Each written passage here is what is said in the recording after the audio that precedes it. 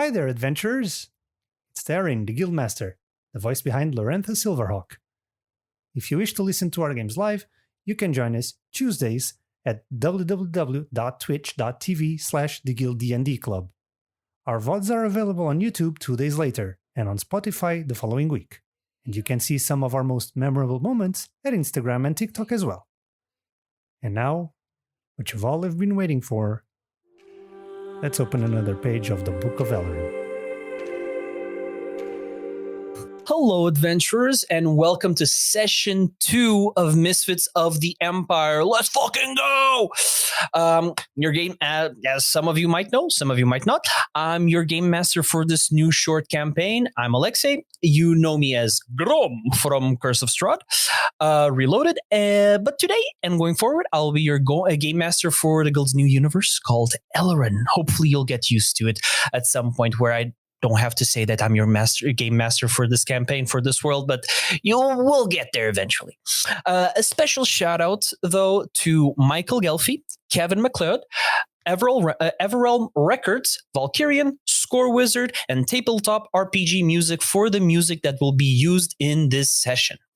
If I missed someone, I'm so sorry. Please don't strike with divine force, okay? If you wish to catch up with our campaign, we have our latest VOD currently available on our YouTube channel. You can find the link below. So do give it a little sneak peek if you wish to stay up to date with not only this campaign, but other things that we have going on. As for announcements, sadly, due to personal reasons, Wolf won't be able to join us for today.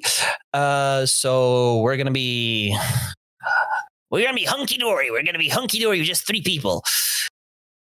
If they die, Wolf, wherever you are, it's your fault. No, jokes aside.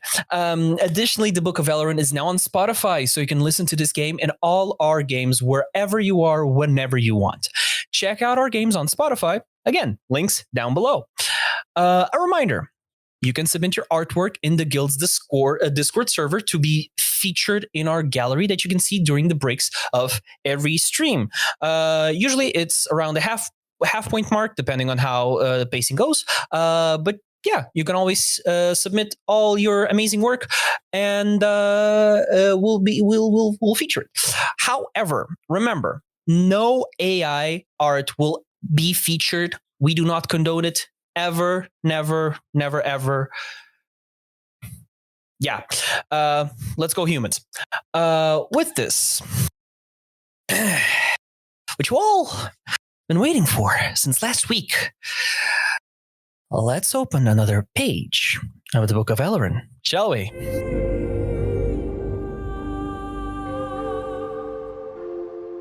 Hello. There we go. Excited.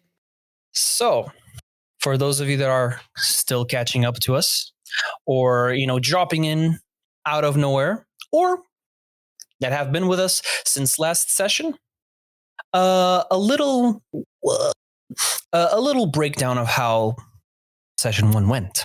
Our friends Lorenthus and Draknash have unfortunately been tousled around during a skyship crash as they woke up falling from the sky, trying to find a way to break their fall and survive that crash, which, spoiler alert, I think they did it.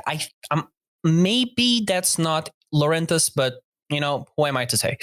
Now, afterwards, we also had the other half of our party meet up with the first 2 as they went to explore the crash scene, aka our buddy Keahi and our old man Albus.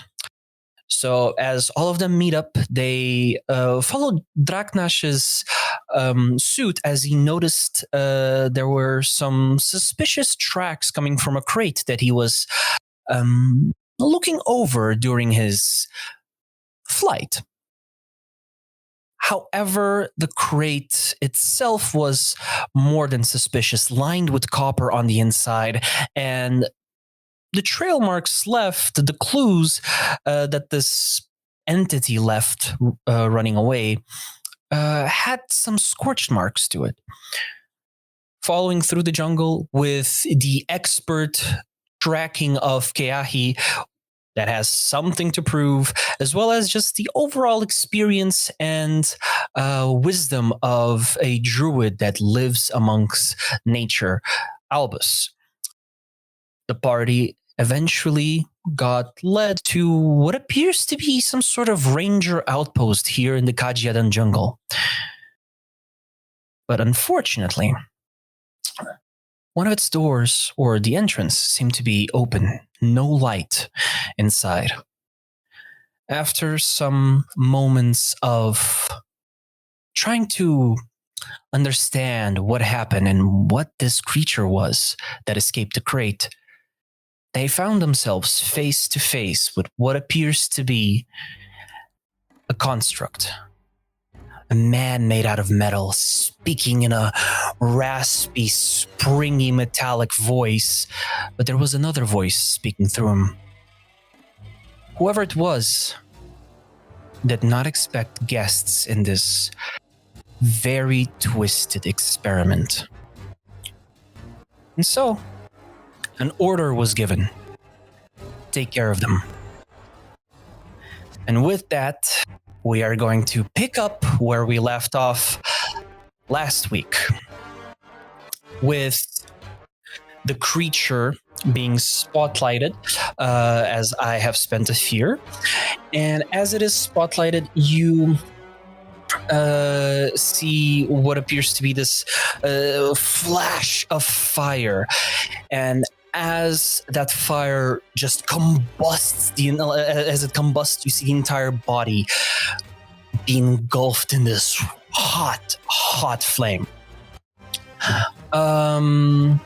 With this, as this metallic construct just rushes in with this metallic whine as it just goes, and you just see this small blast from its heels as they just launch forward in almost like a rocket, and it is going to go straight for Lorenthus, as it's the only person standing in the doorway here. It is going to do this kind of arching movement, almost like it's telegraphing its attack. But instead of being slow and heavy, you just see it start telegraphing, and then in another flash of sparks and fire, slam its claws open-handed into your face. And let's see how well that does. I don't like that. That will be a 13 to hit. A 13 to hit. Against your evasion. I'm against some. Yeah, that hits, bro.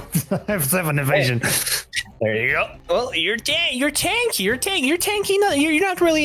You're not the dodgy type. You're like, come on, get me type. So with that, it's going to just open hand, palm your face. And let's see who's right behind Albus. You just see this flash of fire as the construct, in a matter of a split second, appears right in front of Lorenthus, and you just see claws around the head, grasping Lorenthus's face, and it is going to just slam Lorenthus straight into the ground, head slammed first. So that is going to be. So that's going to be. Okay, not a lot. It's fine. That's going to be 10 physical damage plus, because it's on fire, 4 magic damage, so 14 damage total. Okay, so 10. that will turn it into major damage. Can I spend an armor slot to make it minor? Yes. So you just see the creature slam Lorenthus's head onto the ground, and you see his shield just slam onto the wooden floor, but the metal echoes throughout the knight armors that are in this secondary main hall, and as it does, you just see this burning humanoid slam its head up, and you just hear this guttural metallic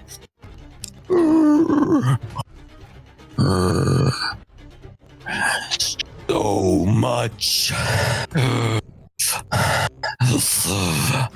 hate inside. It's gonna look down to you, Lorenthus, and you just see it go. You have 2 inside you. And you just feel the claw clench your head tighter as your one eye peering through the two fingers sees this burning skull of metal. So the spotlight goes back to you guys. Yeah, can somebody take this thing off of me, please? I have a preservation blast. I can use to push it away.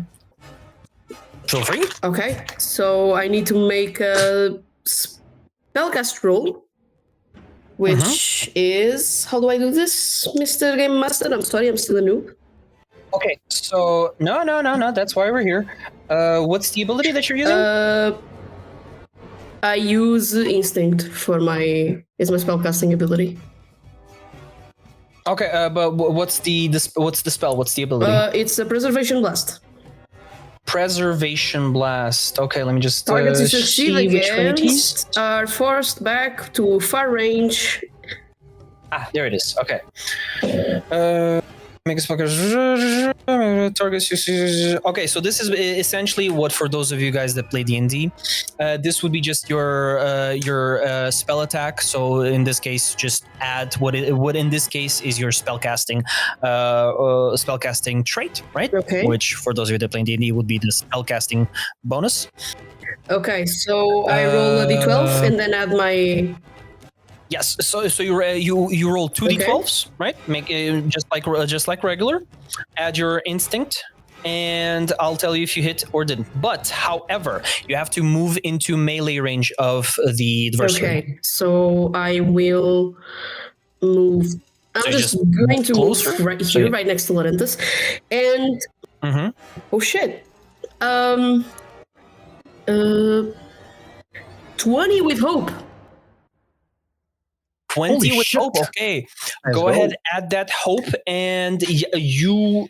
How do you how do you cast the spell? So as soon as I see that Lorenthus is getting clawed by the creature, I will stop with the flame that I was conjuring to give light to us. Run to him. As I run, I'm going to slap my hands, create almost like a fire wave out of it, and just in that small angle between the door and Lorenthus and the creature, I'll be like, stay back, and send it away. You send it with a slam of fire as the creature just... And as the fire hits it, both of them kind of mix, and although it hits, it's forced back to far range. So in that case, it will be diagonally. It will go against this wall right here. As it gets pushed back just from the pure magical force blast. Besides the fire, it just... You hear this metal clanging against the stone wall as the creatures go... You think that does anything to me? The fire grows larger, and it seems that the slam did rattle it a little bit, but not as much as you would wish. As you know, sometimes you can't really fight fire with fire. I need you to roll me your damage, however, The and half it. Okay, so when it says D something, you roll it the number of you roll that dice equal to the number of proficiency that you have. So in this case, you have 2 proficiency, so you roll 2d8s plus 3. Then wait, I need an extra one. I need an extra. Oh no, actually, sorry. This says specifically spellcast trait. So instead of proficiency, which is 2, you roll it with your instinct trait, which is 3. So you rolled 3d8s. Okay. Sorry. So wait, I need to find the dice because this is a lot of dice. So it is. Goddamn. So I have 12, 18 plus 3, 21. Half that. 21 half that, so that would be 11 because we have up in Okay. Daggerheart. So as you deal that damage, like it doesn't seem to have done much in terms of effect, but you definitely stood your ground, and the creature just looks at you, cocks its head. Make me an instinct roll. Aye. 25 with fear. 25 with fear. Okay. Wait, no, 26. So wow, amazing difference. 26 with amazing fear. difference. As you know, as the creature looks up to you, twists its head, and cocks it to the side again, you see it looking at the patterns in your clothes. The clothes that loosely have some family patterns, you know, the ones that your noble family has held for years and holds it to this day. And you see it look and just speak in a tongue that you only heard spoken in druid circles. How funny. How funny. How funny. Son of the sun. Son of the sun. Son of the sun. As it almost seems to be breaking its contact with this plane. The fire is roaring, and you see between those tongues of orange and red this thin line glowing purple as it fades, as he just once again fire still still combusting around them. You just see him look at you and just Harush. As you see the fire suddenly that's engulfing his body die down, and you see the last thing, a metallic shine from the body as the fire just snuffs out, and it is going to Save me. okay. You see you see the construct just say your family's name, and in the darkness you just see it jump up and disappear. With this, you guys look around. It's too dark. Why is this creature doing this? And Albus, you hear from the opposite door, the one that you might have chosen before turning this way,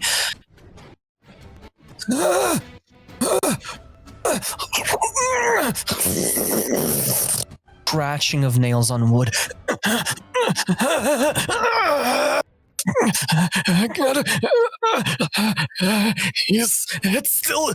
It's still here.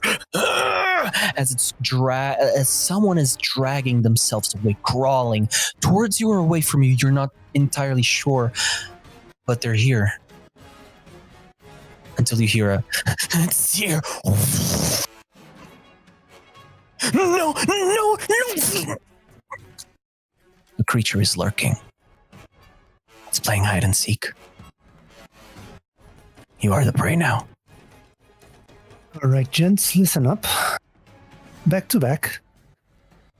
You see Draknash start moving, kind of like still in this attack position, and just expecting to jump up, jump out from any shadow at this point. And as you guys start moving closer, back to back, you guys hear whispers.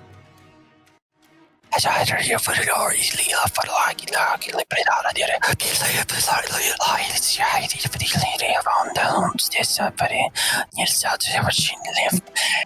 as you're hearing those whispers, they're way too close. They're coming from Draknash. You see Draknash look down to his blade, one of its two faces turning a stone mask. And as you see it turn to face him, he just says, "No, not now, no!" And you see the mouth in a stone expression open its mouth, large and agape. The eyes glow red.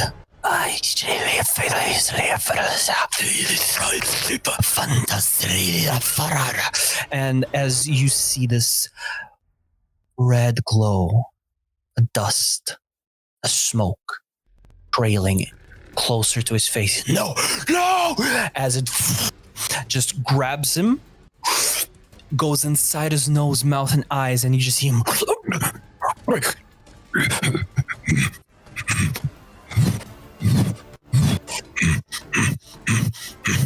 And as he starts hyperventilating, you see his nostrils grow larger, and this red smoke leaves his eyes and starts trailing from his mouth as you see this red glow in his throat.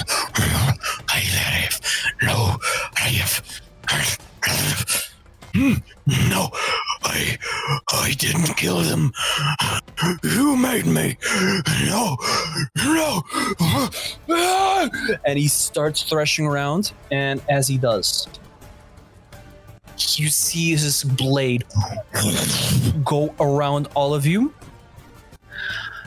Lorenthus, unfortunately, as you're looking up, as Draknash starts frenzying, you turn too slowly as in the corner of your eye, you see a red and black blade burning hot. Or is it? Everything turns to slow motion for a bit. And you just hear in your head, "Dodge, fool!" As something takes your body, as you just duck your head. And as the blade passes over your head, you just hear,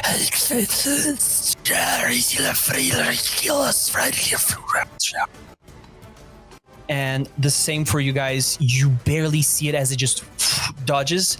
And in that frenzy, you just see Draknash hold his face, his head, as he just fall to his knees, bent down. I killed. Slams onto the ground. I catch him before he slams. As you manage to predict the fall, you just catch him. What do you guys do now? That was eventful.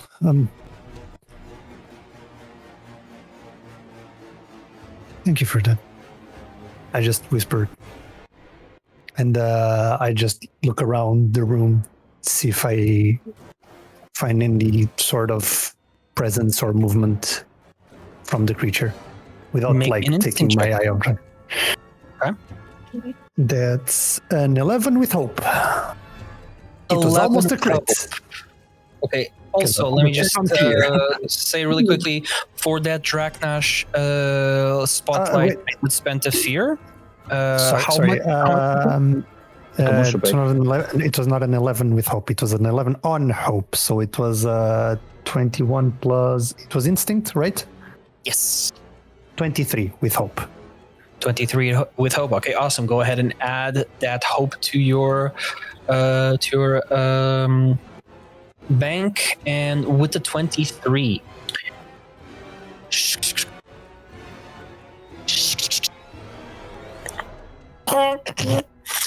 Very slightly, you hear these noises, almost like a metallic cockroach moving around.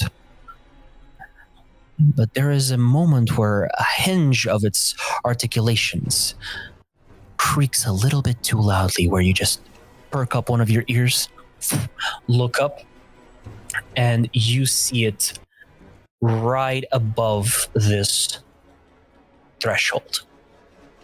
Boy. Not burning, dark, like a vault. It's not on the floor, right? It's up. It's on the ceiling. It's up. Okay. All right, gents. Can I sense it? In case it is the thing being engulfed by flames, since I'm a warden of elements, can I sense the fire? Ooh. I'd say make me an instinct roll with advantage. So add a d6 to your roll. I added a d10 because of a feature of mine, actually. Okay, go ahead. Add a d10. Yes, sir. Go Albus. Wait, Go it's this one, Albus. right? Yeah. Go Albus. Oh, nice. Go Albus. Go And- Albus. 10 plus 10, okay, 14 with hope, but advantage. Okay, 18 with hope. 18 with hope. Okay. With an 18, you don't see it, but Add my hope. you sense it, almost like you're just sitting in nature and you don't really see a sparrow, but you know it's there. The flapping of wings, the little chirp here and there. Fire, a kindling deep inside someone's chest. And I can sense it. Yes. So I can you sense sense where it is, exactly right? where Lorenthus is. Yes. Or exactly where Lorenthus is, or where we see it in the like Alba Rodeo? sorry, exactly where Lorenthus senses it, which is where it's showing up on Alba Rodeo. Okay. Okay.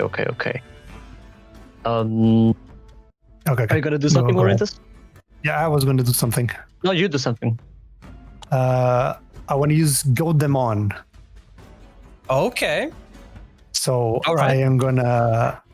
I can move, right? You can move. I can move. So let me So just go to Alba anything Rodeo. up to 60 feet, I believe you can move as much as you want. Anything beyond 60 feet, you need to make me an agility check.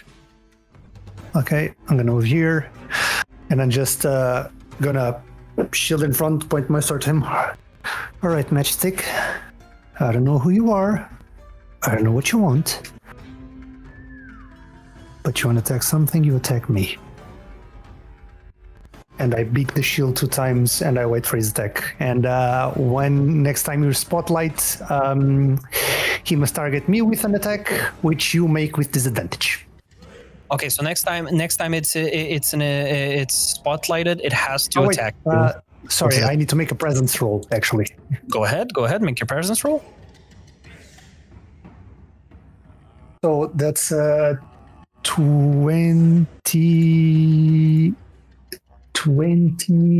with hope. 22 with hope. Awesome. Add that hope. Yes. And on a 22, honestly, you see the creature above, and as it's vaulted just silhouette in the dark, you just see the head start creaking and rotating 360. And as it starts,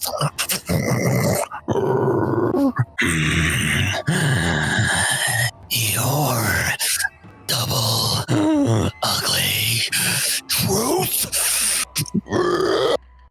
And as you see it open its mouth, you just see this spark in its chest. And that, let's see, I am going to spend a fear to spotlight the creature. So as to instantly just react to your goad, and it is going to just burst into fire. So that is going to spend. So I'm going to spend one fear to spotlight it, another fear to do the action, and as it goes to burst you, it's a Advantage, by the way. a disadvantage. Okay, so first and foremost, before it attacks you, because this is kind of like this is a unique action. I need you to make me a reaction roll. So Is it a reaction spell? rolls. It is an ability. I mean, I'd say, since it's technically ability, magical in nature, you know what? What's the ruling I'd behind say it? it's a type of spell. Sure. Hmm. Is there anything Okay. you want to do? No. I don't. I mean, I'm not sure of what you're gonna do. Maybe explain first, like, what are the Okay, so effects and- it's going. So I need anyone in very close range of it, which will be very close. So melee, very close. So hold on, and just double check the range here. Okay, so all of you need to make me a reaction roll. So reactions rolls pretty much are like any action roll. So you roll 2d12s. However, they do not generate hope or fear. So just make me an agility reaction roll, and just add your modifier and tell me the result. 13. 18. Okay. I'm gonna counterspell it. Go ahead. All right. Okay, so that would be. Let's see. Counterspell. That is a level 3. There we go. So interrupt a magical making a reaction roll using your spell. Okay, make me a reaction roll using your spellcast trait. Mm-hmm. Yeah. Wait a second. 21 with fear. 21 with fear. Not only do you succeed, how do you snuff out the fire? As I see it starting to being engulfed in flames and attempting to burst out, I start. I just point my hand at the nucleus of the being and swirl my finger and pull it towards me and in. And I say, I did not snuff you out, fire. I remind you of your purpose. And yeah, that's it.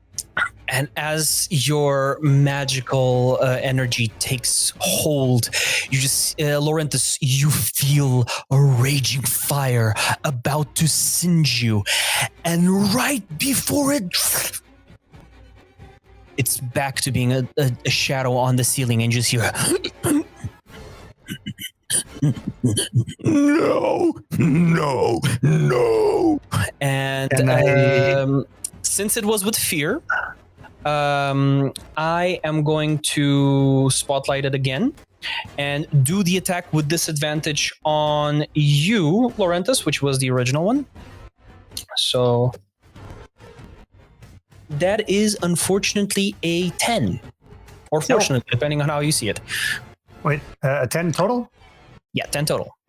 Against my evasion, right? Yes. I have 7 evasion.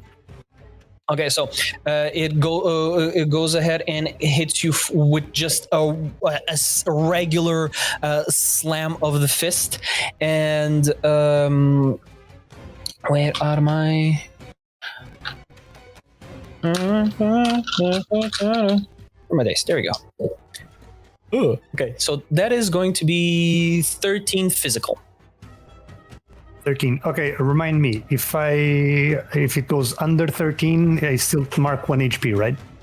Yes, if it meets it, beats it. So if it meets the threshold, then it's the threshold that's to its right. That you mark.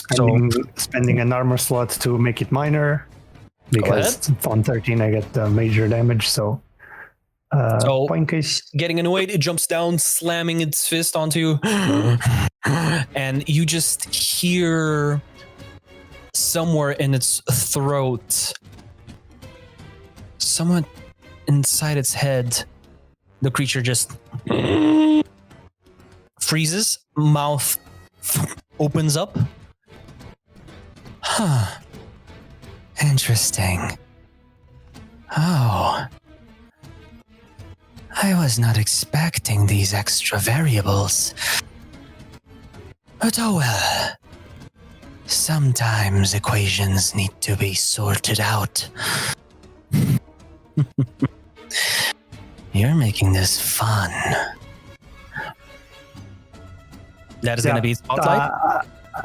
I fucking swing my sword at it, and I'm gonna use Body Basher. Use the full force of your body in a fight. On a successful attack using a weapon with melee range, gain a bonus to your damage equal to your strength. So rolling for that attack. Okay. Let's roll. That's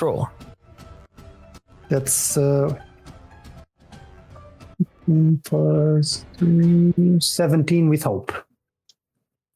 17 with hope. That hits. Go ahead and roll me your damage. Okay. And need to roll an additional d10 because my sword gives me an extra damage die, and I need to ditch the lower result. Yeah, hit him with your big sword. Max damage! Hit him with the big sword! With the big sword! So 26 damage plus my strength, so 28 damage. 28 damage. You go and slam the sword. How do you do the most damage with this slash of the big sword? How would Lorenthus attempt to do the most damage? No. I like from behind my shield, I draw my sword.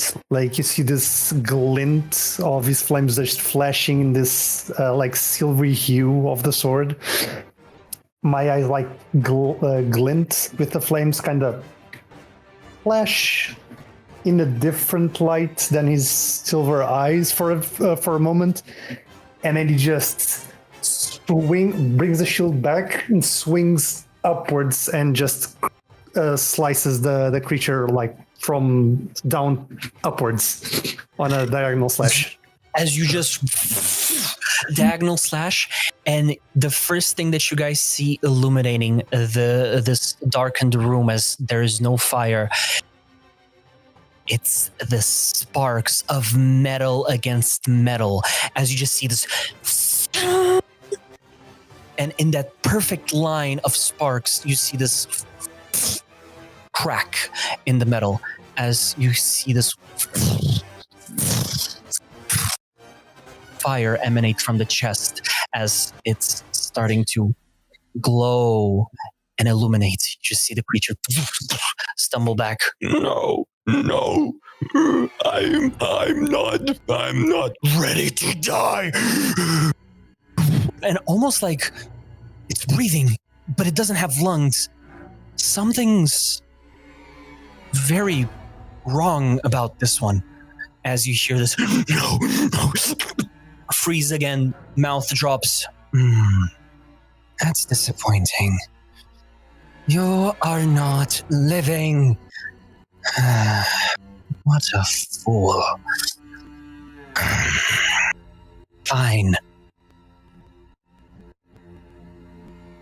Jaw closes. You just see him kind of go back. Eyes slam back.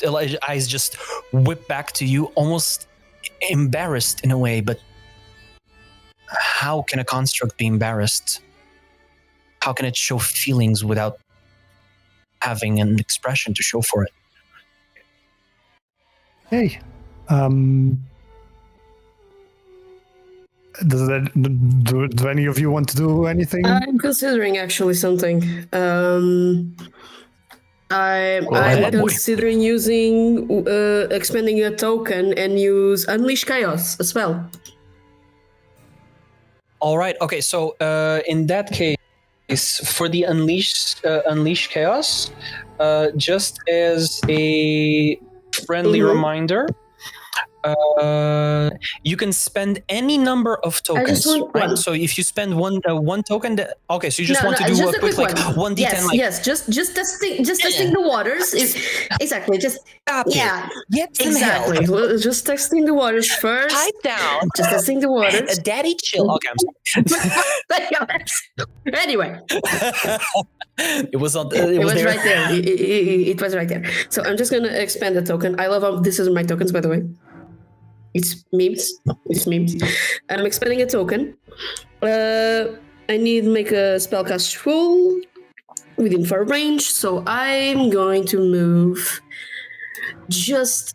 By the way, Yeah. you're still within range, so like you can just describe how you do it, unless you just want I to. want to move away just for style points because I don't want to hit like I could hit Lorenthus. I want to be here next to Albus, and I'm going to basically throw a punch, and from that punch, fire is going to come out in that. Awesome. Okay. On a success, I need to roll a d10. I need to mark a stress. No, wait, to put the tokens back. I think so. Yes. It's only to put the tokens back. Please explain. Okay, so. So how many tokens did you expend? One. This was bad. Okay, so you just roll 1d10. Yeah, just a 1d10 to hit. It was, I think this was the lowest I've rolled so far. It was an 8. An 8, and as you just duck right between Albus and right next to Albus and Draknash, you just get into a stance, clasp your fingers, hit him with a air punch, and in a split second, nothing. In a second, in a second split second, you just see this vacuum, and as your arcane gauntlets shoot out this blast of fire, and as it goes to hit, you just see the creature in embarrassment looking at Lorenthus and just eyes darting to your movement, and just instantly slamming down into this unusual, unhuman position as it dodges out of the way. This is me right now. And since you failed to hit that, that triggers the spotlight back to me, and it is going to, it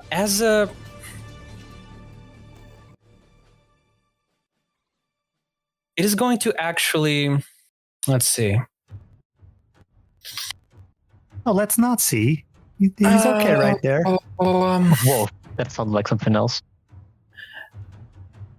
It's going to spend a stress as part of his action. And it is going to just jump up once again into the shadows. And as it does, it disappears. Albus, you hear a little bit too late as metal whizzes through the air, and as it's going to try and just go for a slam on you, you just hear this and it is going to be... Is Albus within very close range of me? He I don't is, but you don't have to worry because as he goes for that attack, you just see that slash Lorenthus from the corner of your eye that you dealt, and you see the fire in that movement flare up a bit, and the crack just opens up a little bit more as he just gets slammed in midair by something invisible as slams right next to you, Albus, missing you by inches as he just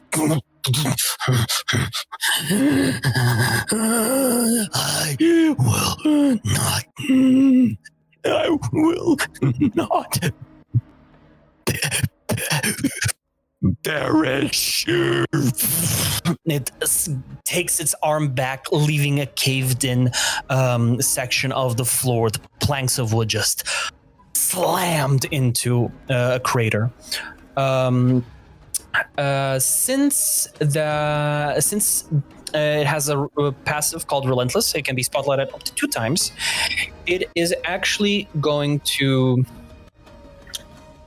mark its last hit point. And as you see me, it just I will see you. And you see this flare of fire in the throat as his eyes turn, and yes, as you see what appears to be burning inside the ocular sockets. Not just flames, but almost like a revealing light as something biological, something organic is forming in his eyes as you see 2 human eyes just... I'm alive. As the chest flares up in this combustion, in this bright light of combustion, as it goes to go for a death quake. I need all targets within close range, so that would be everyone here. Make me a instinct reaction roll, please. Wait, can you explain what this is? I'm good at those. Again? So details a reaction was roll, there- if like a saving throw, just roll your Explain me to d12s. again what's happening. Like a spell or something? No, No. it's He marked his last hit point to do a death quake as he goes to just willingly end his life and just explode his core to take you down with him. It's agility. Kamikaze. Okay. it's agility or instinct. There we go. Wait. It's not with hope or fear, right? You can just... Not with hope or fear. It doesn't generate Okay. hope nor fear. So you just roll But straight. it's- Tell me what it is, and just but it's roll. 2d12, Just add right? the. It's always 2d12. Yes. What's Okay. the modifier? It's a I'm sorry. 15 Again. for me. Instinct. Instinct. Okay. 17. 13, 16. Damn, 15, 16, So- 17. Let's go. As goes to blow up, and you see this quake of fire just emanate. Keahi, almost in slow motion, you barely react, but your hands instantly just go to cover yourself up, and you smell it. Is that cinnamon? It's happening again. Your innate flare-up. Your magic sometimes does this thing. Every time fire is around you, it smells like cinnamon. And in a split second, your eyes open and everything is just in this slow motion as you see the tongues of flame roaring, bending like a curveball into your arcane gauntlets as your fingertips and palms are almost just absolutely absorbing the impact of the fire as you just barely manage to contain it.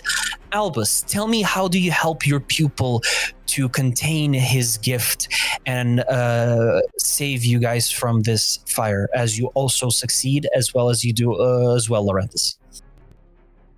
I will just drop my staff on the floor really quick, and with my hands I will face my palms down, and when I face my palms down and do this motion, I start hovering in the air as wind starts forming from under me. And as I start hovering, I circle my hands and towards the fire, pull back and snuff out all of the oxygen from the fire for the flames that are engulfing to form a small ball, like smaller and smaller, and just dissipate. And as both of you are just, one of you, a natural reaction of fight or flight moment that your body sometimes does, Keahi. Sorcerer's magic isn't really taught, it's explored, it's used. And yours sometimes has a will of its own. And as you just feel the fire going inside your arcane gauntlets and you open your eyes slowly, you see part of the fire is also getting contained in this ball of fire, getting smaller and smaller as you look to the side and you see your master Albus just containing it. And you see these two little moments where both of your magics interact. And exactly in that moment, you just see the leaves that your master sometimes leaves in his castings just burn when it comes into contact with your magic. But it doesn't burn like destruction. It burns like renewal, as you see this glint of small fire stars just dissipate as the fire snuffs out, and the metal parts of the body just fall everywhere on the ground, some of them whizzing past you, Lorenthus, as you see just part of a foot just hit one of the corners and one of the unlit torches as it just creaks and falls. So does anybody know what the hell was that? I wish I could tell you. Master? You mean the creature? Yeah, I'm not from around, so any information I can get is useful. Oh my boy, I'm from somewhere where only the natural resides. And whoever tried to weld flame into metal does not yield the natural magic, that I can tell you. Right. Well, I think we're off the hook now. What about our friend over here? Well, Draknash is just knocked out near Albus. I will pick Daggerheart, wherever it's safe. I'll help. Just It's no need, boy. Don't worry. You're gonna get are you tired. sure? Yes. And I beast form into a bear.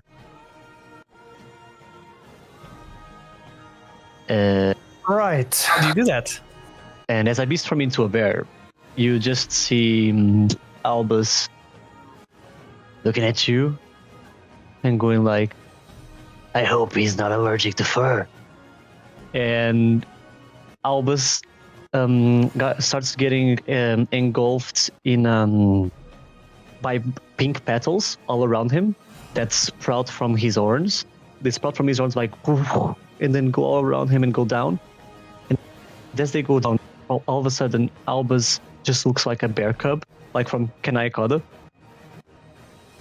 And he's like, oh, wait. Let me just... And then you just see like,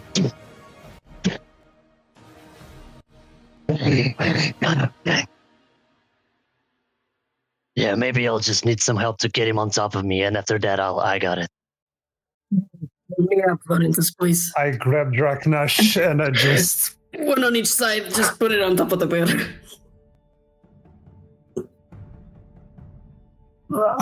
Mr. DM, sir, would I have seen druids in my travels? Probably, right? Absolutely. Absolutely.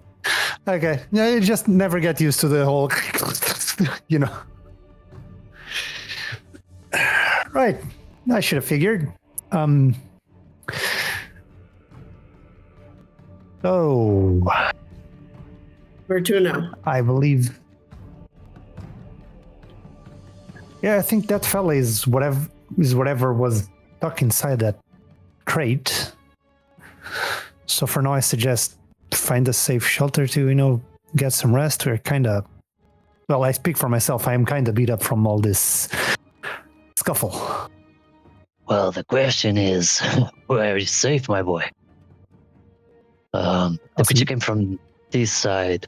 At our right, we could go up towards the other room, but we don't know what awaits us there.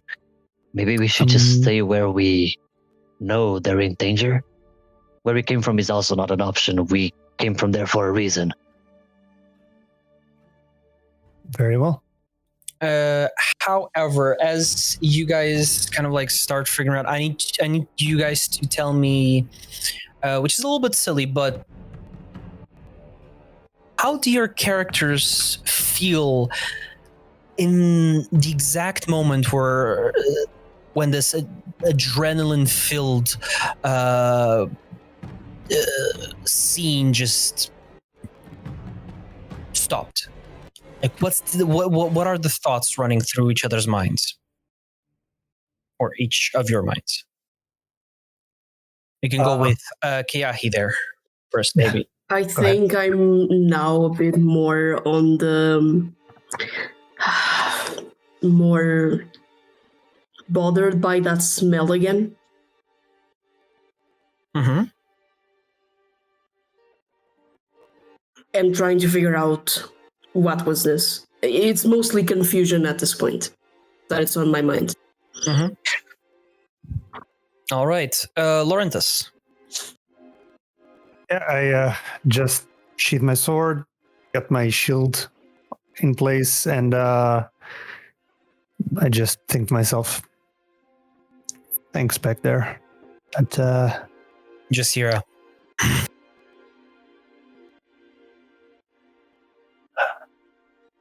And I just look at the pieces of metal that are just left on the floor and turn to Keahi. He seemed to know your family. Apparently.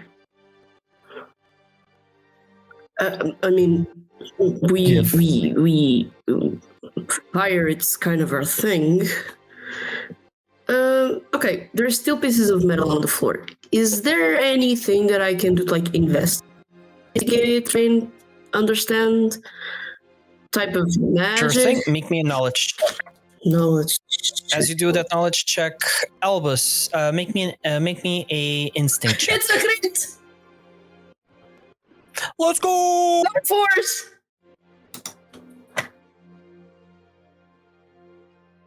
Instinct, right? 15 with hope. Don't a second. Instinct. I have max hope. I can go. 19, instinct. 21 with hope. Okay. So, you said 15, Albus? Yeah. On a 15, you hear two noises. One from the previous crawling man side, which is very similar to clothes brushing against wooden floors. The other one seems to be like some sort of movement. You're not exactly quite sure what yet. In the side where you saw the construct for the first time.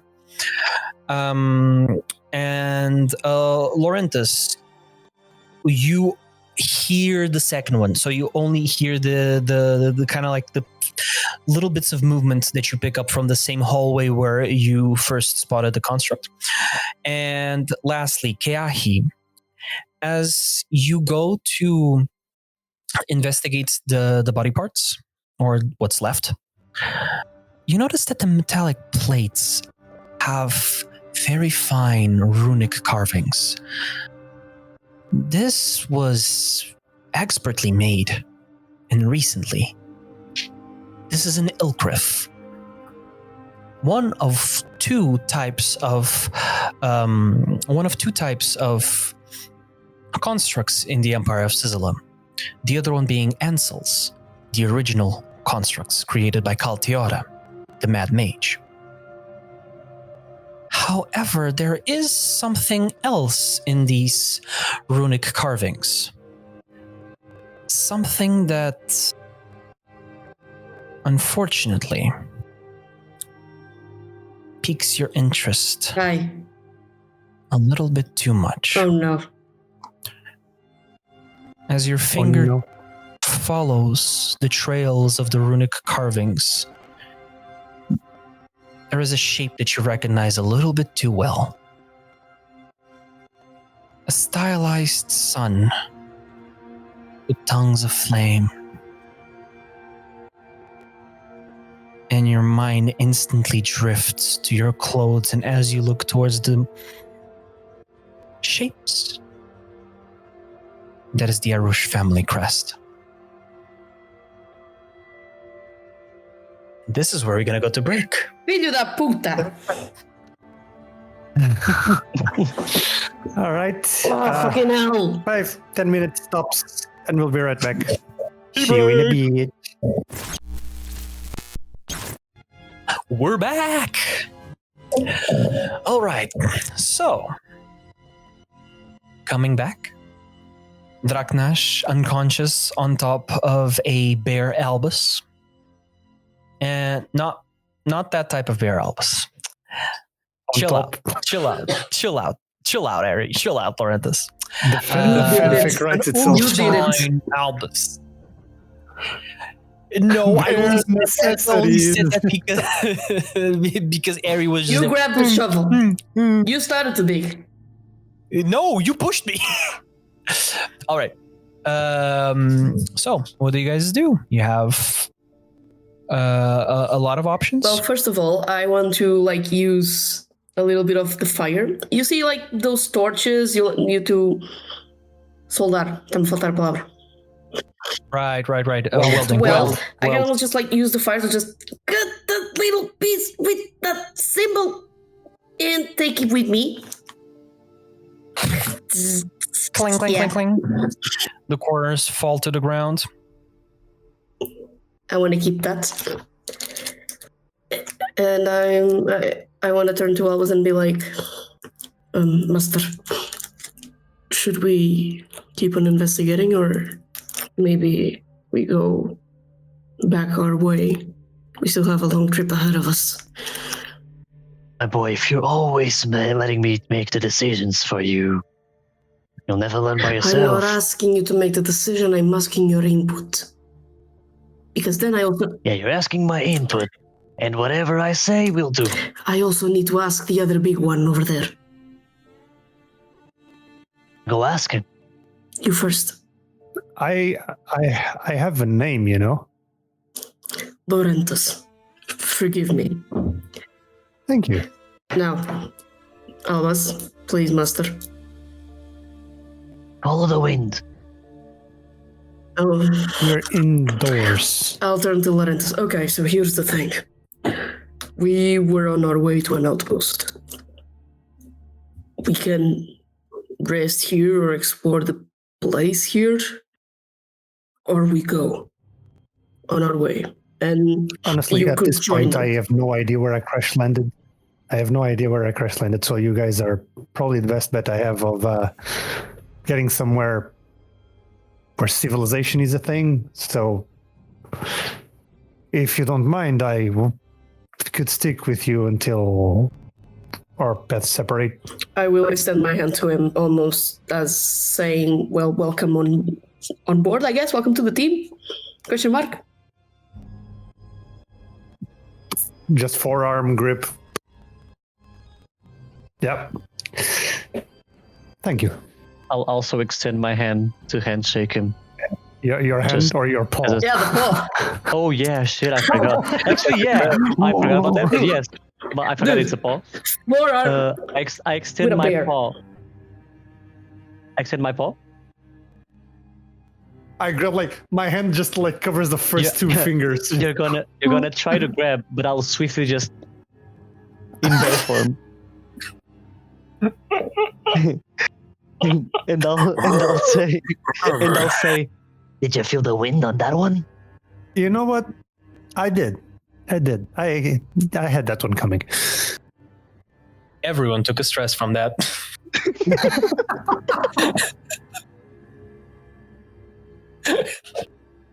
Fucking hell. we need this drawn, by the way, just a bear doing the. Bio, you already know. Any artist on stream, you have one job.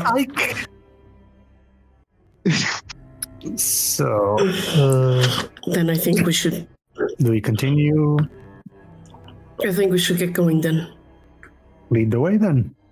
Well, let's go outside, Master.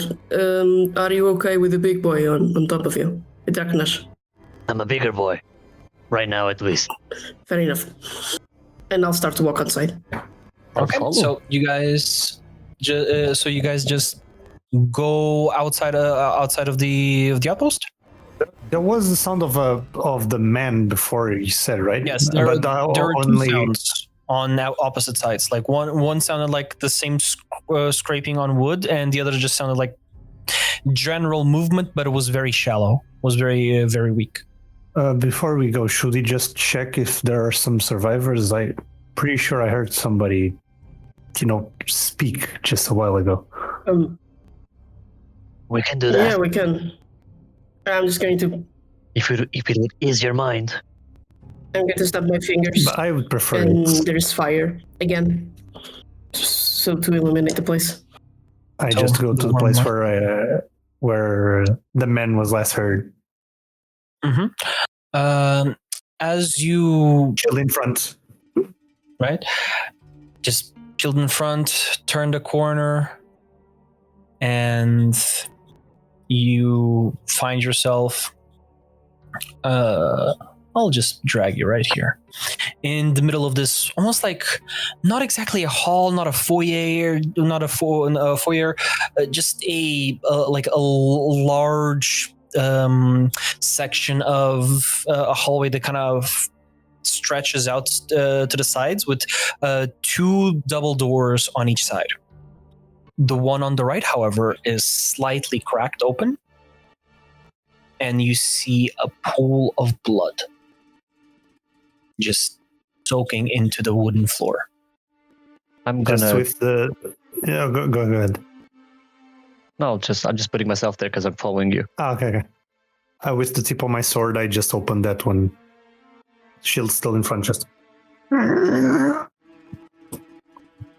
I will just move my fingers just to illuminate the place, just slightly above the floor with the blood. Is it dark inside? It is, and as you guys move here, let me just clear out. Can I just, before we enter, since it's dark and we can see what's inside, can I sniff the blood, check if it's human? Actually, yeah, sure. I'd say you don't even have to roll in this. How would you describe Albus detects or distinguishes human blood from other? First of all, since he's in this beast form, I suppose that his sense of smell is way more keen.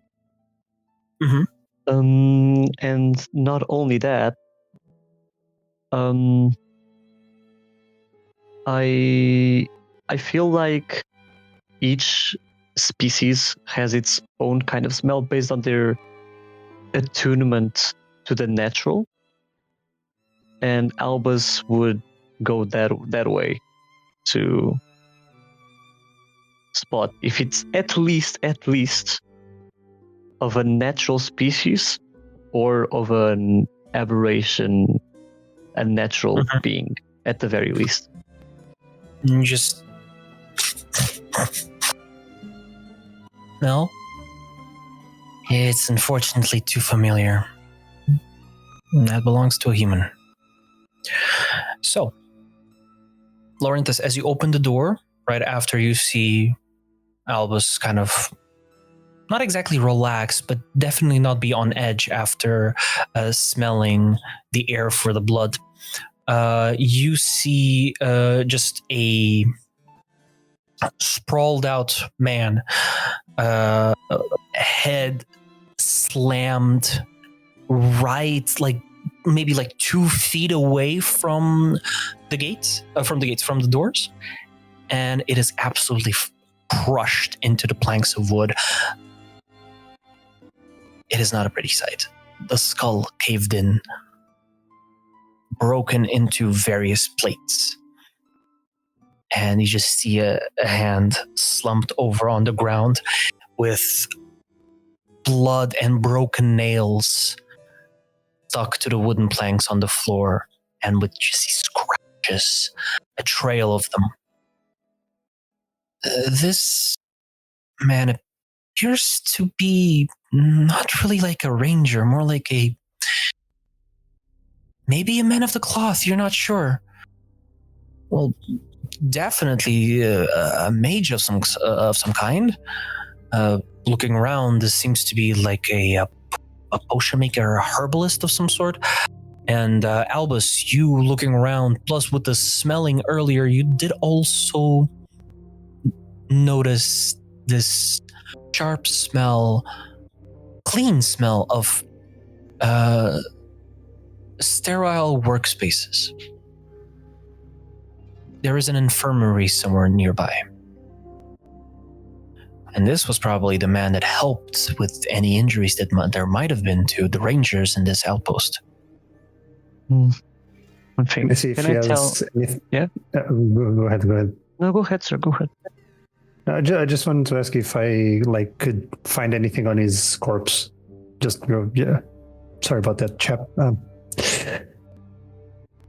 Something useful that might give us more information. Sure, make me a knowledge check as you search him. Ooh. Good. Knowledge check. So that's a 14 with fear. 14 with fear. Okay, good to know. On a 14 with fear, I'd say, looking around, let me just find a reference really quickly.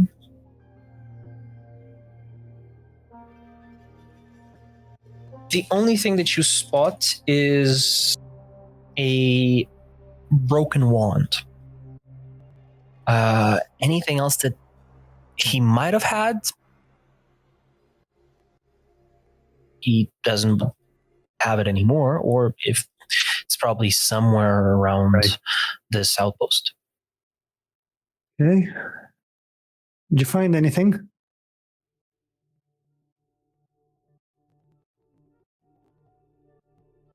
Guys, hello?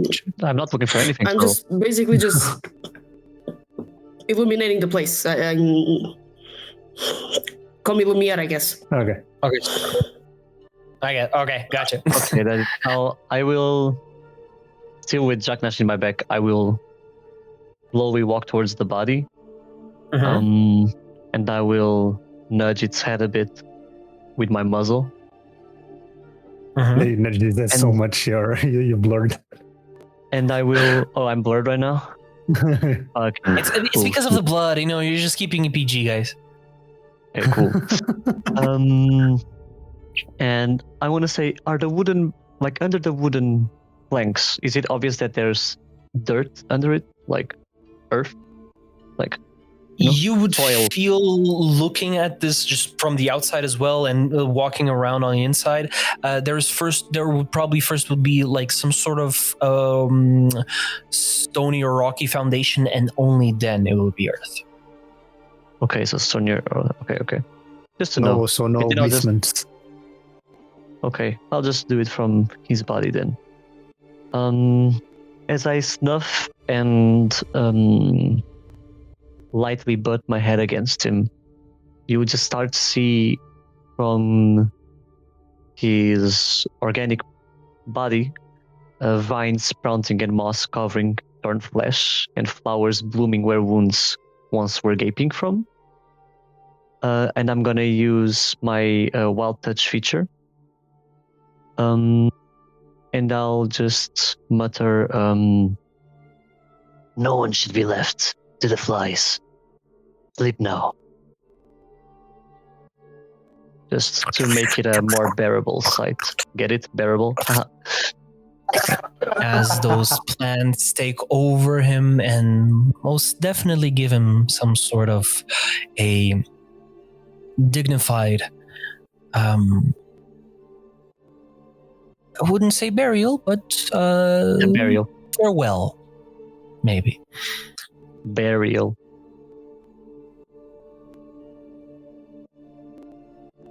Don't give him a stress. Don't give him a stress. Don't give him a stress. With that, you guys, let's say, for the purposes of this is a pretty big space. I'd say all of you can mark me a stress to explore the outpost and kind of organize between yourselves. And as you do, you just look around. So as you guys mark those that stress, you find 2 survivors amongst 18 dead. The 2 survivors are unconscious. I want to immediately tend to them. So, yeah, same. I'm gonna help one of them. Are they together with us? At this point, you guys would have probably gathered them together, yeah. Okay, I'll use Healing Field.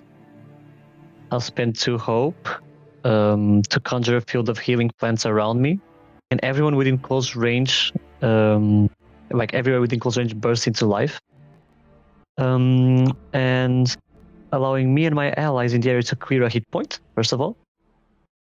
And I can spend 2 all of it? clear a hit point. Ah, okay. A hit point. I can spend 2 hope to allow us to clear 2 hit points instead. Is this worth it to you, Sir Lorenthus? Yeah. Okay. Please. Then I will spend 2 of those. Thank you. Because I was half HP.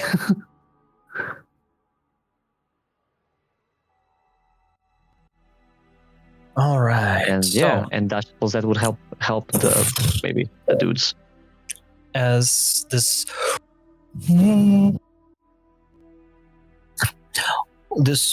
burst of life that comes out from you, and you just see plants and little blades of grass and other just growth take over the wooden planks and give it more life. You just see the what is a woman, pixie cut.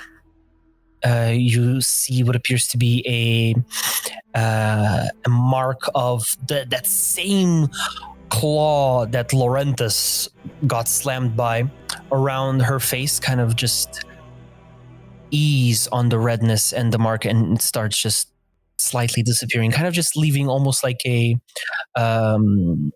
when you sleep on your hand and fall asleep on your hand and you just wake up and there's like a full hand shape on your cheek, kind of the same, but with the claws, instead of being wounds, it's more just like a mark. And you just hear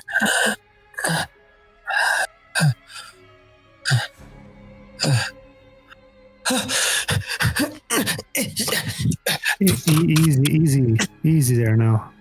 You're safe. Who are you? She's patting herself, and you just see her kind of take out a small dagger. I just sheathe my sword and shield. We're just travelers. We found your outposts. Everyone was dead. You and, well, them are the only survivor.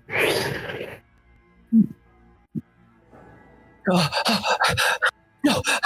And you just see her kind of drop the dagger. Ting, ting, ting. You just scramble over to the other survivor, and you just see her kind of, Terran,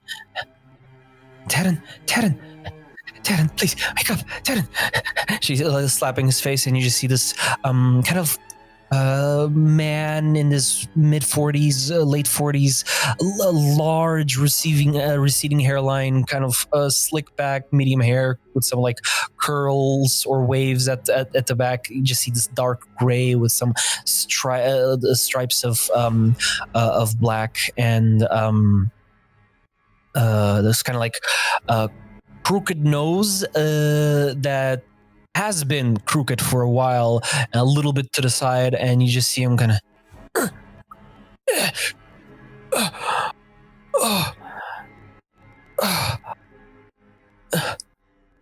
Jira, the others, Jira, no, it's...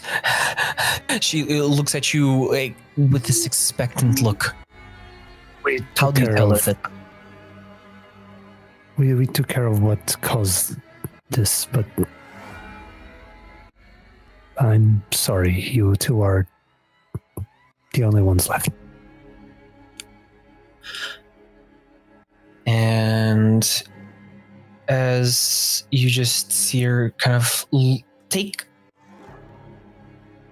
a moment, probably way too long to process your words, you see what appears Terran, the man, just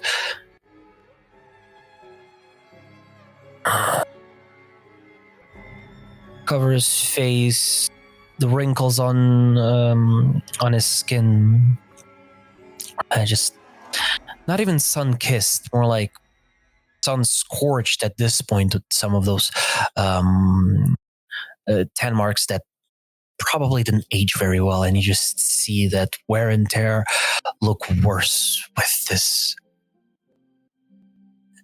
Oh no, I couldn't. Oh. And you see from the corner of his eye just small tear. Place a hand on his shoulder. There was not much you could do. It was a very troublesome opponent. That you survived is even a miracle. Yeah, you're lying. You're lying. She stands up, stumbles a bit, and just... Dav! Sadie! Jory! Solnar! And you just see her stumble across the hallways and disappear, and you just hear her voice. Knees hitting the floor. No! No!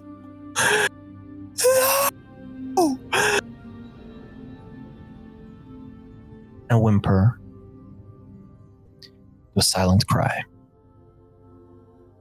As you see the man just drag himself near a wall. You help him up. He falls down. I can't. Bum leg. And you look what appears to be, as he pulls up, trying to inspect his state and his wounds, a metal harness around his leg. Underneath his pants. A metal harness around his leg, underneath his pants.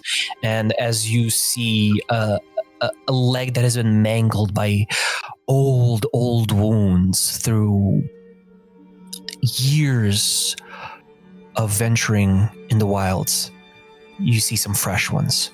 Part of the harness has been not only broken, but melted into the skin. As he just starts trying to pull this, the pant leg up, but it's sticking to the skin, and that's one of the layers just starts peeling back with this gluish texture to it, some burnt blood that's at this point coagulated into this brown jelly, and it just starts sliding to the sides.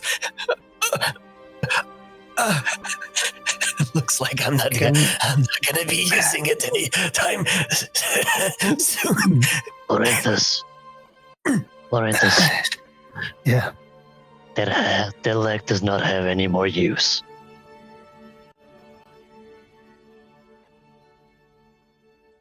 Only use it has, it's probably kill him.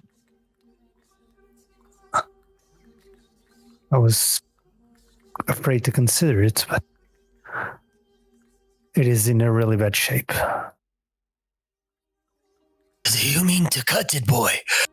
Yeah, you know your job. You authorize Give me it. your blade. And I'll just make sure that the blade is warm and hot enough. I just extend my sword. And Wait a second. Before you do that, let me just swirl my finger and water gun the blade to clean the blood. Yes, smart. Or whatever is there, because it's all dirty from the fight for sure. Yeah. Let me just wizard. A bear just going. Just metal scraps sticking to the blades. Let's clean everything. I slice. All rusty and shit. And do your thing. Thank you, master. I had the fingers up that were doing the little flame. I will snap again my fingers, and now it's my full palm on fire. And I will move across the blade, make sure the edge is hot enough for a clean cut, and I'll be right next to Lorenthus in case he needs an extra. And I'll turn to him and be like, quick, please. I give like one of my pouches on my belt that's empty. Leather pouches. I just hand it to him. Bite on this. Not my first rodeo, boy. Okay. Well, Just wasn't expecting it to be me this time. well, I suppose you consent to this, so again, amazing. Do it. Wait, I'll just lay him down and with my weight just paw and hold him down in place in order for you to be able to do your thing. Oh my fucking god, please. And with the PG blur, as you start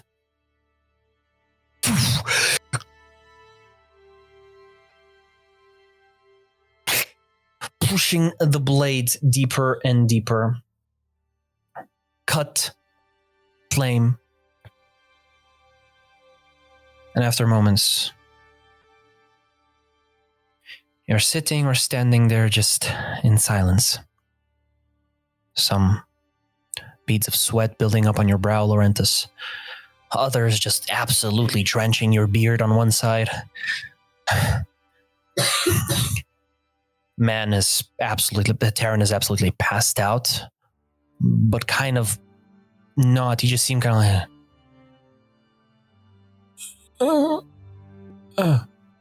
Yeah, blood loss.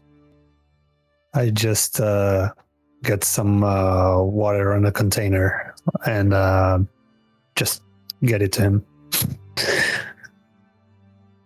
Having drank very some. faintly just drinks whatever you try to give him.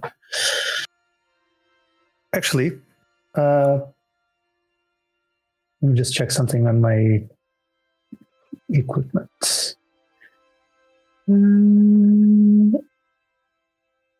Can I do something that's kind of like purely flavor? Sure. Would never you mind. say, supposedly with my wild touch, I can make plants grow? Mm-hmm.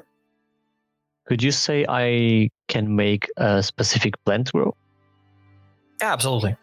Hey, what would be a As long as plant? it's not magical, yeah. Yeah, what would be a plant that would be like kind of equivalent to, for example, milk of the poppy?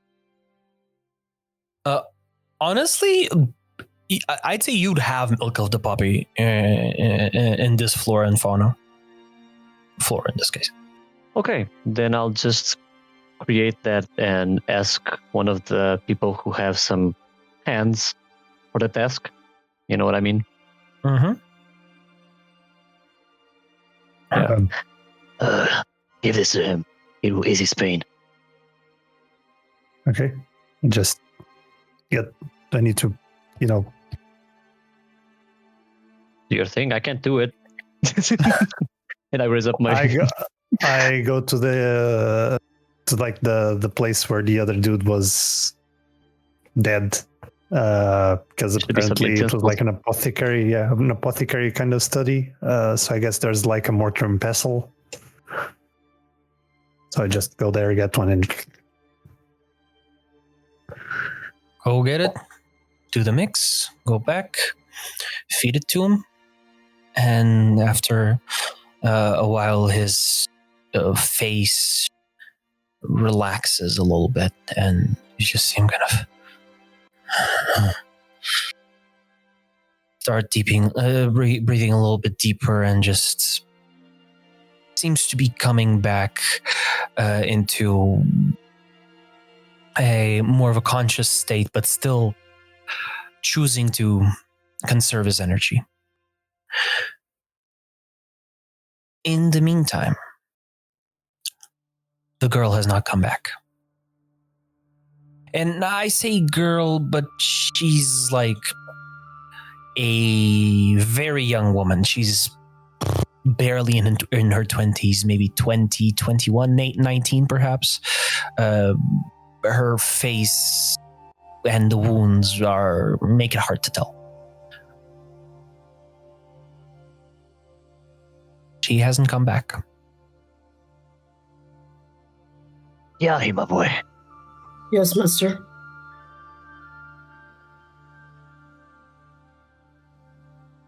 Pixie cut. Woman. Young I'll lady. go after her. I'll try and find her. Thank you. And I leave them alone as I look for the girl. And as you go look for the girl, you eventually creak one of the doors open a little bit farther away in the outpost, and you just see her knelt down.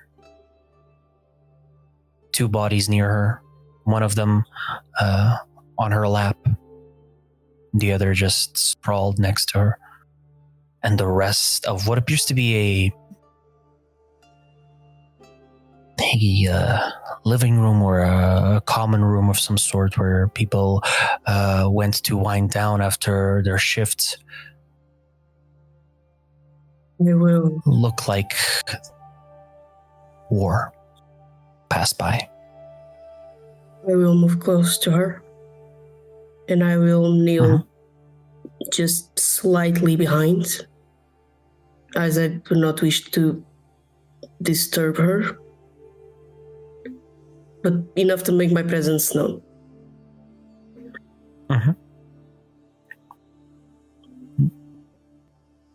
Seems to ignore you. And as you get close, you just notice that she's brushing the hair of what appears to be a slightly older woman, maybe in her 30s. A small scar kind of at the corner of her lip, and eyes closed.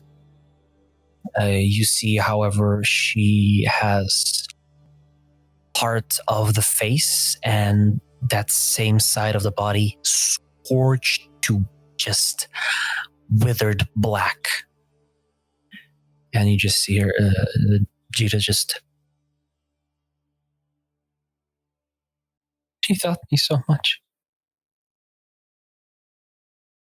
Everyone made fun of my freckles when I came in, but she said I reminded her of her younger sister.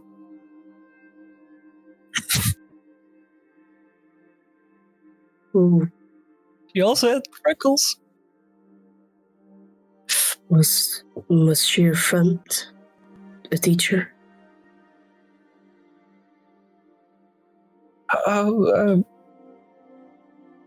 She was everything. She was like a mother to me. And she just says all this, not breaking eye contact with the face, with the body. Do you know what happened? Last thing that you remember?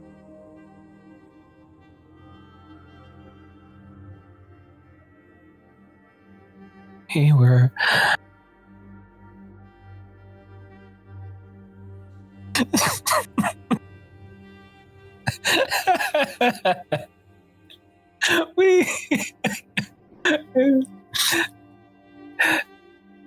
we were making fun of Tien's cooking. It was his first time trying, you know.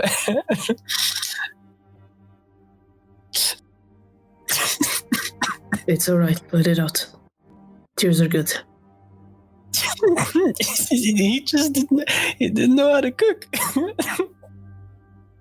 Just let it out. And then he wasn't there.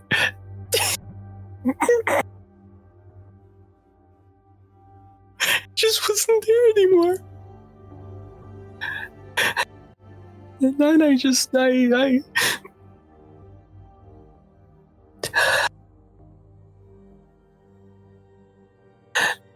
lost them one by one. Lost all of them. If it eases you, there is nothing you could have done.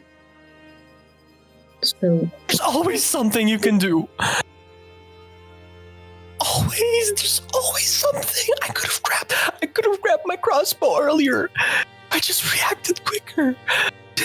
I know I saw it in the corner. I saw it in the corner. I could have done something. And she just starts rocking back and forth, grabbing the body of this older woman tighter and tighter, and she just shuts down. She does not acknowledge your presence anymore. And she's just grabbing. I'll just try to move slightly closer. I'm trying not to just like touch her. I don't want to do that. It might be abrasive. Just get closer a little bit to like, hey, come on. Focus on my voice. Don't lose yourself. Don't spiral. Please. Make me a presence check.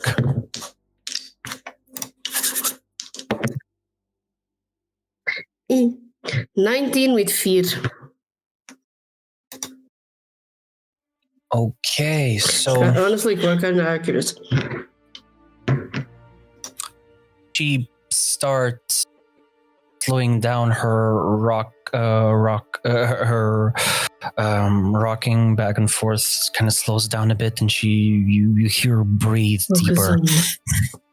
Focus on me. Come on, I'm here. Don't lose yourself. Shut up. Just shut up. Slow down then.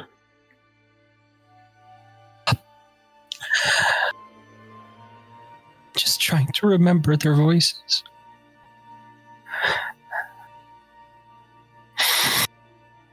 I'm not going to forget. And you just see her look straight dead into the fireplace. A small kindling still burning. Not even a kindling, but more like a coal with still some warmth and some of that dim glow still to it.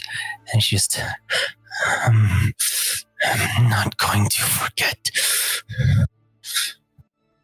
I will not be weak. Not anymore. A person only dies. And with I just want to say something last thing. Go ahead. A person only dies when you forget them. But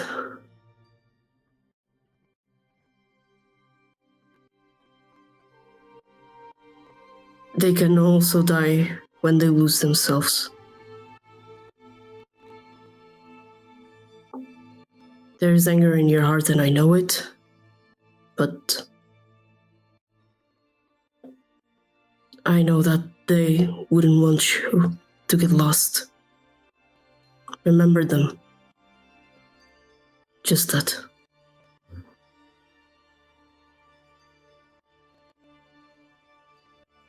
You see her fingers just grip the clothes on this woman's body tighter, and as she does, you see a little bit of skin from her burnt body just get crumpled underneath the grip as you kind of hear this little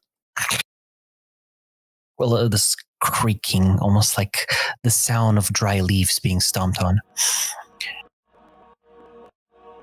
And as you just stay here and try to comfort her, and at some point just stay there for presence, it does appear to maybe reluctantly, but does put her mind at ease. And I am going to spend 2 fear here.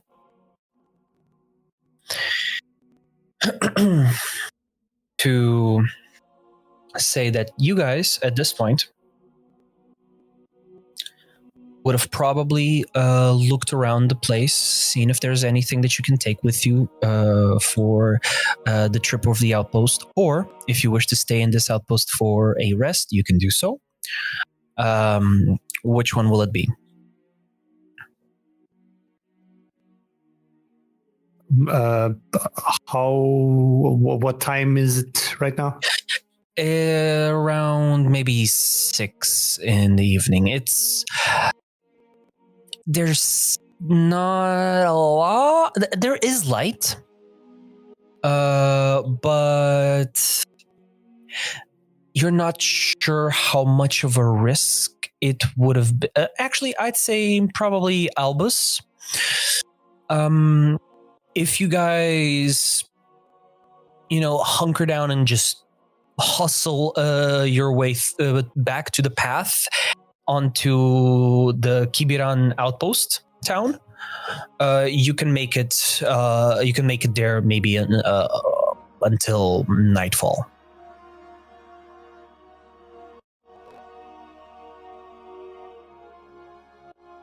I leave the choice up to you. You both are the quotation mark locals. We should move then. We have still a long trip ahead of us. Yeah, my boy. I will only ask of you before we make our way to the outposts. Go to the apothecary and bring anything that might be of use, of value. Yes, master. And I will see if there is anything that we can take with us. All right, make me a knowledge check. Anything that will be of note, like out of the ordinary, that would be worth it for us to explain, like for 5 minutes that we are precious to us right now. Another crit, level 3. Let's fucking go. Go. Okay. I'm pulling the big guns here. A water gun with a paw.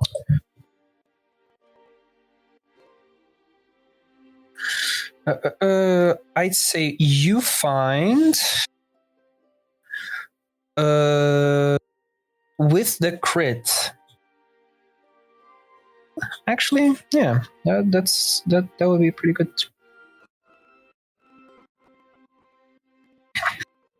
In the apothecary, you find 2 minor health potions.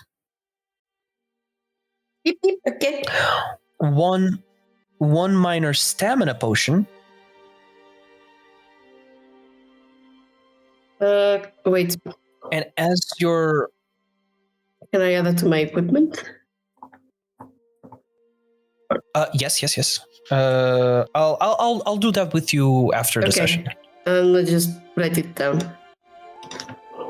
How Yes. many? So two minor health potions and 1 minor stamina potion.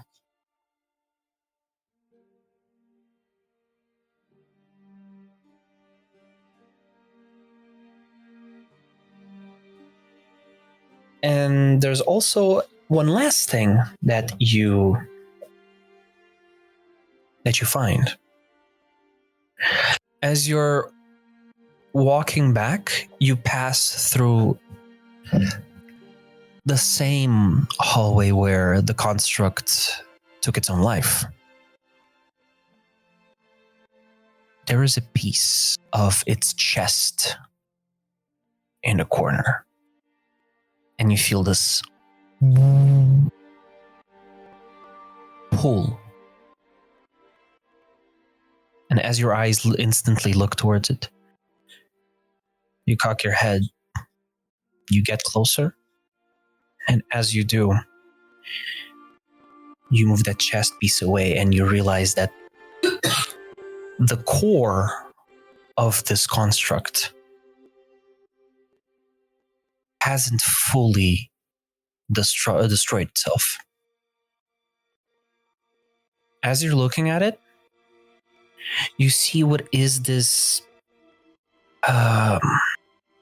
almost like a chunk of glass that isn't very transparent. It's opaque and kind of have this kind of like obsidian glint to it, but instead of being black, it has this a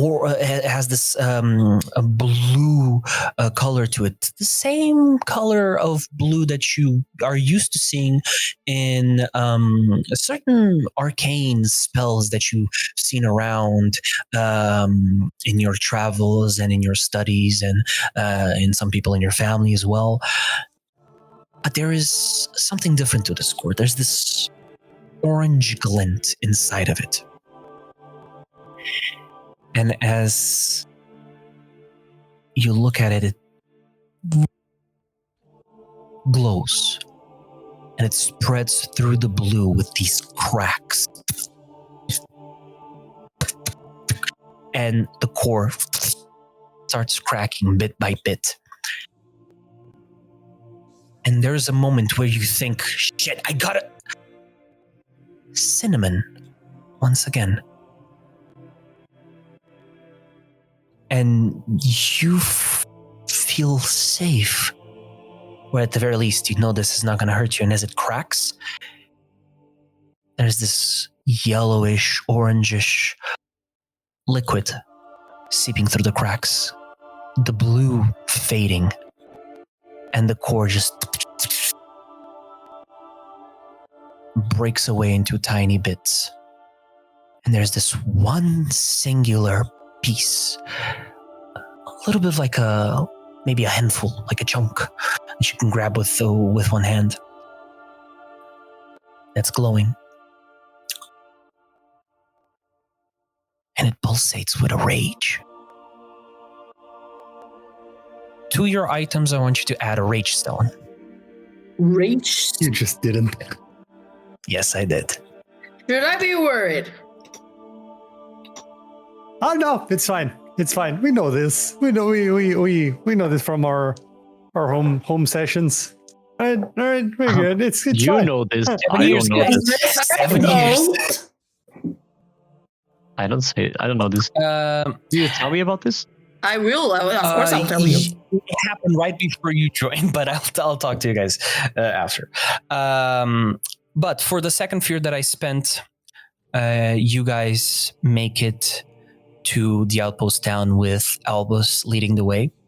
And just to kind of hurry a little bit along here, do you take the survivors with you, or do you leave them behind to take care of their wounded? We would attempt to. I suppose Lorenthus would take the legless man. Yeah, I just. I would try to take the girl as well. Like, Jita is she's going to refuse outright, saying that someone has to stay here with them. And no matter what you try to do, say she doesn't budge. And, she stays there and starts, even before you leave, taking the bodies and lining them up outside and covering them with sheets as she gets to work. As she does that, I will just on where she's doing it, I'll just how do you call it? Wait 1 second, I need to see a translation. Okay. I will sprout where she's placing the bodies a large sum of cloves as a symbol of hope for rest in the afterlife, just to ease her mind a bit more. Okay, so sorry, can you repeat that? I will sprout a big sum of cloves just as a symbol of hope for rest in the afterlife, just as some emotional support for her, I guess, to carry on with her task. All right. As you do that, you see her put down a body of a dwarf, and as she just settles the body gently onto the ground, covers it with sheet, she just has this constant frown.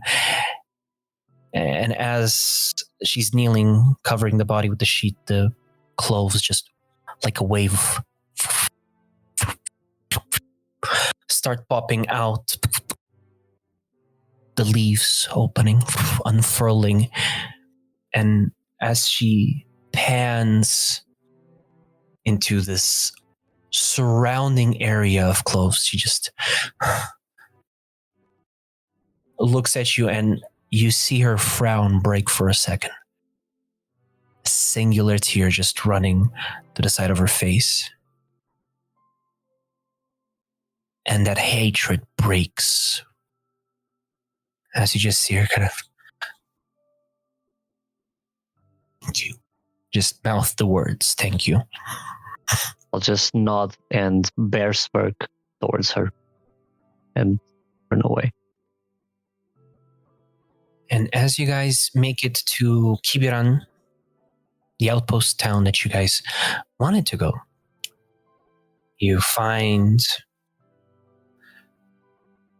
what appears to be the closest tavern. And let me tell you, neither the tavern nor this city looks very welcoming. This is a little bit of a rough and tumble place. And you notice something, Lorenthus, something actually very new. A good chunk of the carriages or caravans that are being pulled here, sure, some of them are with horses, but at least half of them, these giant lizards just stop, look at a rat just crossing the street, looking at it, scared, just starts running, and extends the neck, the tongue just yanks the rat out of the street. Just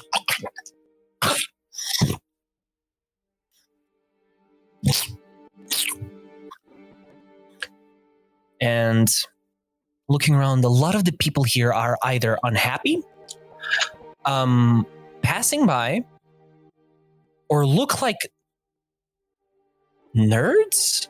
You're not quite sure. There's a variety of people that are just sticking out like a sore thumb. They're like, "Oh, your adventure. Why are you wearing dress shoes?"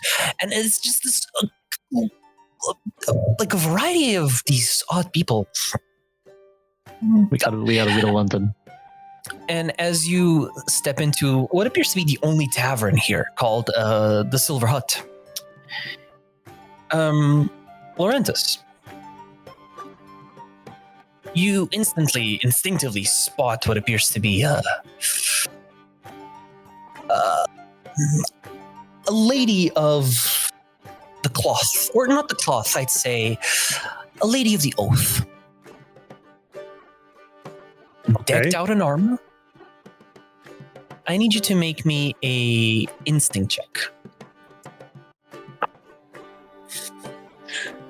It's instinct, right? So it's 19 with hope. 19 with hope. As you look at her, you see this orcish woman sitting up very straight, and there's a bunch of people, like at least a handful, that are sharing the same style of armor, and also the same color. Do I recognize? Before you recognize what it is, you spot like this kind of like a maroonish purple color. The orcish lady turns her head instinctively to you, and just almost like, seeing who's walking in the tavern. And as she looks, she just looks at you and kind of like just gives you like a little scan up and down. The rest of the team kind of like glance at you, but keep talking amongst themselves. But she just kind of freezes in the moment, and you just hear kind of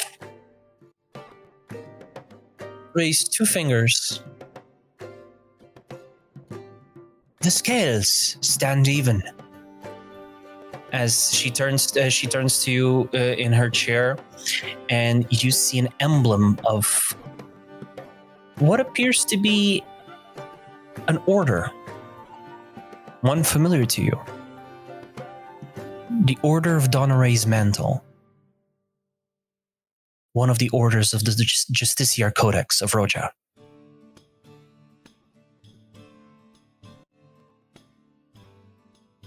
Long way from home, aren't we? As you ask her that, she just... And I greet her in kind, just, respectfully. She kind of just chuckles. It's odd seeing a knight of Renfried greet me in the Donneray way. She kind of just looks at you and just reaches out her palm and does a, "Isn't this your way?" It is. Looks you up and down again. Huh. Well. She keeps looking you up and down for some reason, and she just... You look like him.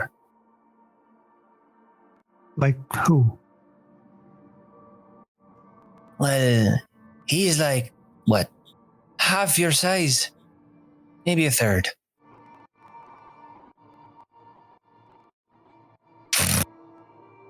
pulls a chair. Have a seat, Lorenthus. And this is where we're going to end this session. What the What? fuck? What the hell? So I got my thing with the rune, whatever, and now the lady knows him. Okay. Is that your baby mama? Are you hiding a baby It's a mama lot. from us? Yeah, is that the baby mom? If anything, Draknash would be like, I smell my women. Gods. Hey, I don't know Lorenthus tastes, you know. Maybe. You know. I mean, you said, baby mama, true, fair. I thought you were like, Lorenthus No, tastes. I meant baby mama. yeah, you're right. Excuse me, Lorenthus is such Loren. a ladies' man that he doesn't even remember her. No, he's not. It's He's like not a legal. he walks like you. It's his fucking half orc, half human kid. All right. Well, if you guys want to find out what happens next and why does this orcish knight know Lorenthus, tune in next week. Thank you all so much for watching today's session. If you wish to watch our sessions, you can find them on YouTube or you can listen to them on Spotify. And don't forget to join us on Instagram, TikTok, and Blue Sky to keep up with some of our best moments. And I would also say see you next week, but in reality, see you this Thursday for Curse of Strahd. Bye bye, fellas. Bye bye, guys. See you Thursday.